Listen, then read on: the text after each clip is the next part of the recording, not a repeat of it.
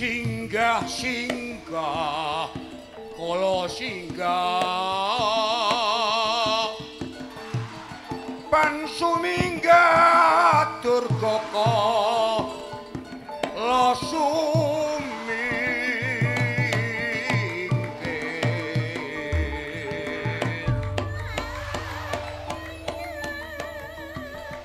singa uma singa wulu singa sukulan singa sirah singa tangga miwakala singa buntut sapa sira sumi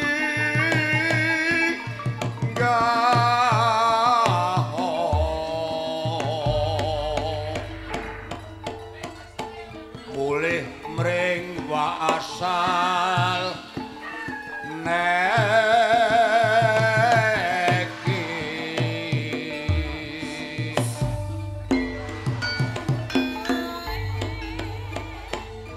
nalikane ra ing dalu kanggo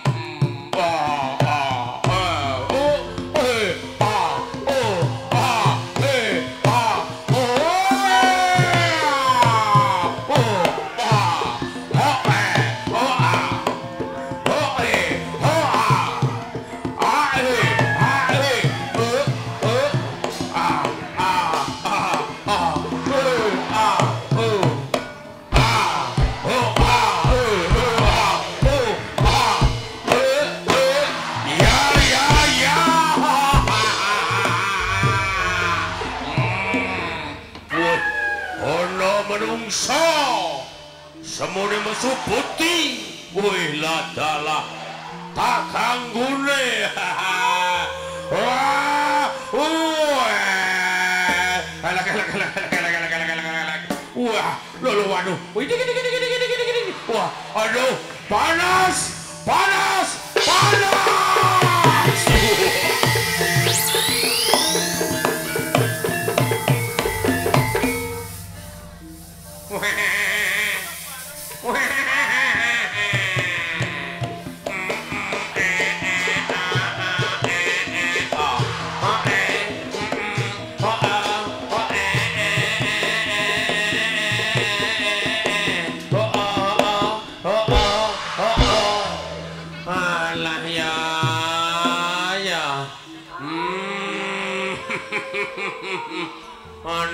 Apa iki ya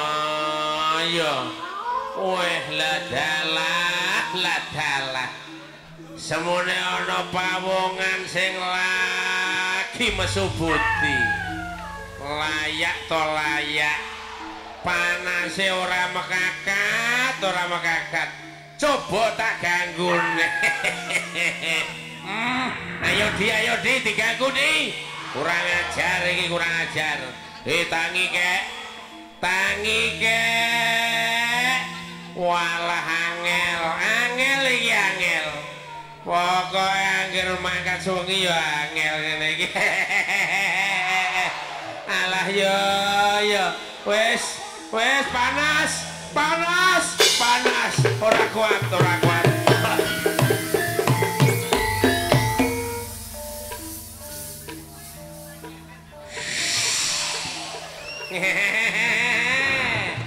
Walah.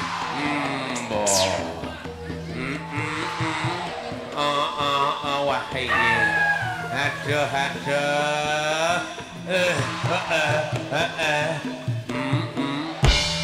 Ya iki aku setan korban TikTok. Ora FYP. Nanti aku mati dadi setan. Lho sing aku FB Pro lho, Kak. Iki ora ndang monet. Mateni wong wis timbangane mikir FB Pro. Kalau dadi setan ae ora usah mikir. Ya. Iki sapa iki alah.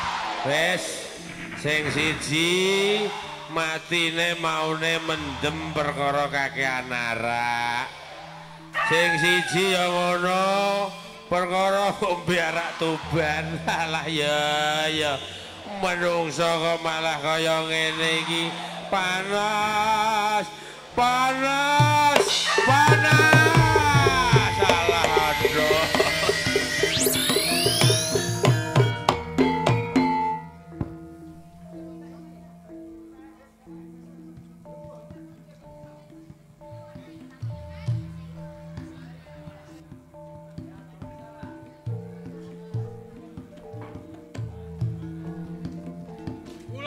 Soan Guru Bundoso.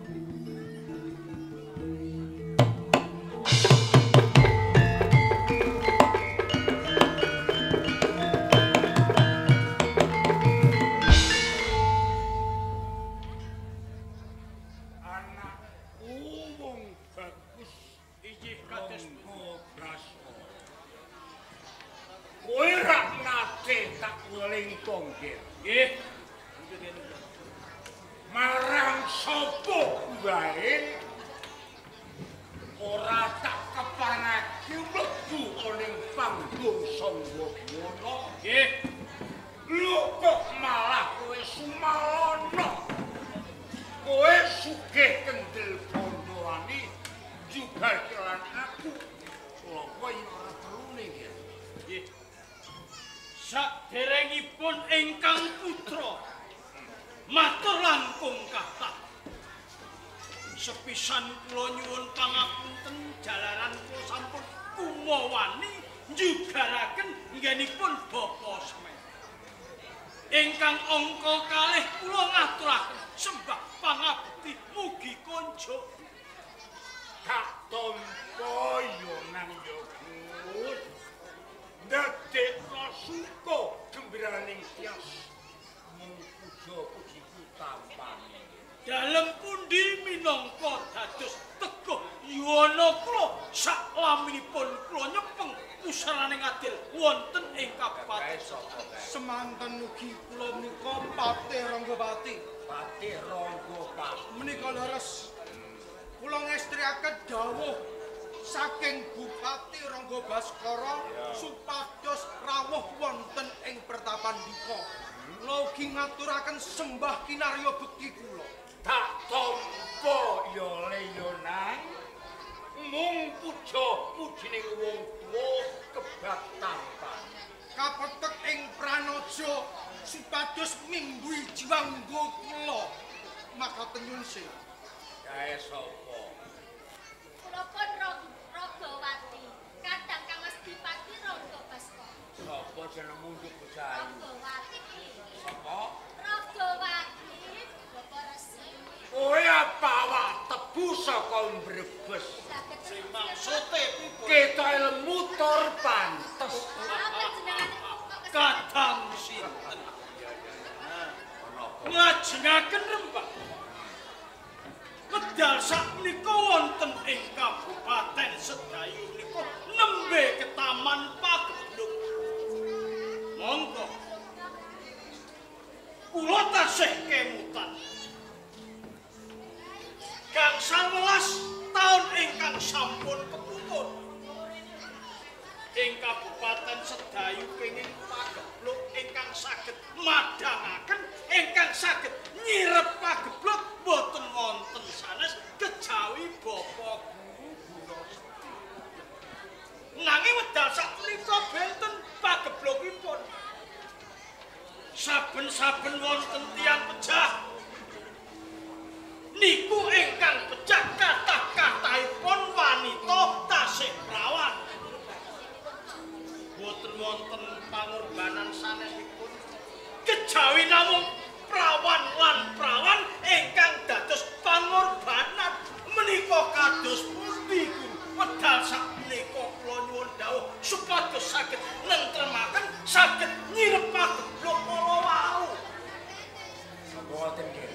Menika leres mila saking menika panjenengan menika paranpara ugi saged kasebat dwija gurunipun Bupati Rangga Baskara. Kula minangka badal wakilipun nyuwun sanjata pitulungan dika Bapak Guru. Anak Dipati Rangga Baskara. Inggih dawuh katimbalan. Lamat sing tak tampa yo nggih. Kejaba kuwi tak gelem saka mata batinku. Dadi Pati Sedayu saga ana pagebluk sing dadi korban rawan lan prawan. Leres. Baskara. Ngibarate ing Kadipaten Sedayu. Kuwi ana Bapak Raja ora ana Ibu Ratu sing tekani yo ger. Kowe kudu enggal palakrama utawa ndang duwe bojo merga. Wong lanang kuwi seneng wong wedok kuwi wajib. Nak kowe ora mau iki dosa, kowe salah. Nak kowe kepengin omah-omah kowe madhek-madhek upama endang sukane palita endi. Nak putra Dipati iki kowe ndang padha aku wae. Nuwun sewu. Menawi sedaya kaum menawi sampun kula anggadhahi garwa prameswari. Ateges pagebluk kala wau saged sirep wonten Waras iso waras. nanging nun menawi kula kedah mengku salah sawijining wanita utawi endang pedal sapunika kula dereng anggadhahi padikan wanita ingkang nyocoki dhumateng manah kula menika dos putri boten gampil lho. Sampeyan duwe pangkat bupati, gawane kudu timbang lan palungguhan. Nah, iya. Ger pawarta sing tak ing kraton Purwokerto kae ana wanita minangka dadi mahkotane negara. Ayune widodari Suprabha Mangit Suwanta sing jenenge Purbawati saking Purwokencana. Ah. Menawi ngaten putraning Suna Prabu Purbanegara. kowe roh rupane jeblak sak Lho, ampun. Nyun sewu, yen mangkaten boten sisah mangertosi. Mungkin dadi timbang kula sing nggih. tak karmo kowe gumut Ayu Purbawati. Aku jeblak. Ngono ya ta. Sedaya sampun cetha lan gamblang. Sedaya pangandikanipun Bapak Resi Guna pedal sakmenika kula tampi. Kula atur kendel sawetawis. Kados pundi? Aja wedi kangelan sliramu. Jumbuh apa sing dadi pangandikaning Bapak Resi Guna Sekti. Tumapak ana ing kraton Purwokencana ketemu kan Suna Prabu Purbanegara. Purbawati lamaing Purbalan Wasesa pasrahke marang Mekaten. Menawi panglamar menika katampi, ya. kula badhe rebut kanthi sarana perang. Ayo. Namung kemawon menawi kula mungkin keseser ing kahanan, nyun sewu. Ya.